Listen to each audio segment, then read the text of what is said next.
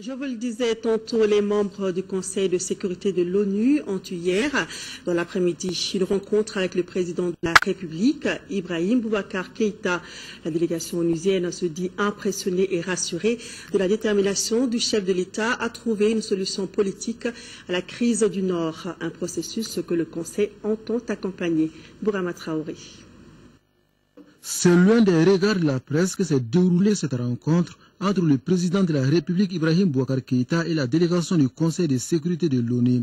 Au menu des échanges, les problèmes humanitaires et sécuritaires, la reprise du dialogue politique. À l'issue de cette rencontre de plus de 3 heures, la délégation onusienne s'est dit rassurée.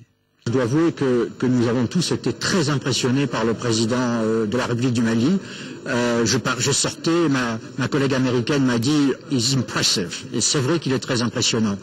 Nous sommes venus au Mali, vous le savez, pour dire que nous soutenons le Mali, la communauté internationale le soutient. Le Mali a effectué une première étape très impressionnante avec les élections.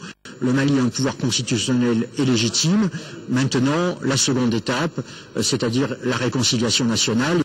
Gérard Araud de réaffirmer la volonté du Conseil de sécurité de l'ONU d'appuyer la mise en place d'un dialogue national inclusif, car, dit-il, une solution durable à la crise du Nord ne peut qu'être malienne, décidée par les Maliens. C'est au Mali de le décider, ce n'est pas à nous de le décider.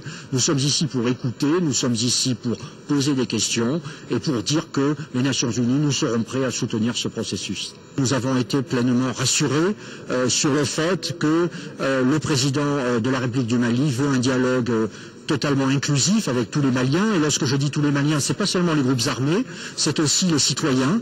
Il faut donc renouer, c'était une belle image du président malien, il faut renouer le fil malien, il faut recréer la communauté malienne et c'est un travail de longue échéance. Mais je crois qu'en sortant de cet entretien, nous avons confiance que le président peut y parvenir. Le président nous a bien dit qu'il était dans une logique de dialogue et absolument pas de confrontation. Il veut trouver une solution politique. Tout d'abord, très clairement, il veut tirer les leçons des échecs précédents. Vous savez qu'il y a eu des accords et il veut une paix, finalement, le dit-il, pour toujours.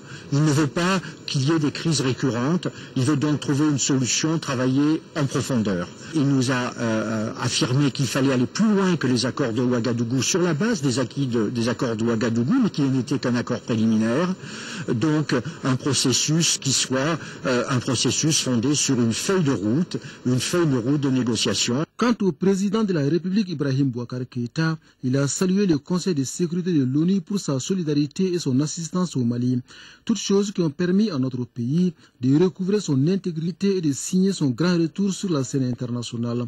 Le chef de l'État a également assuré la délégation onusienne de sa détermination à recoudre le tissu social et à réconcilier tous les Maliens. Sur ces questions, le Mali et le Conseil de sécurité de l'ONU ont une identité de vue. Absolument. Par exemple, le Mali soutient qu'il faut aller vite pour ce dialogue, ce qu'eux aussi préconisent.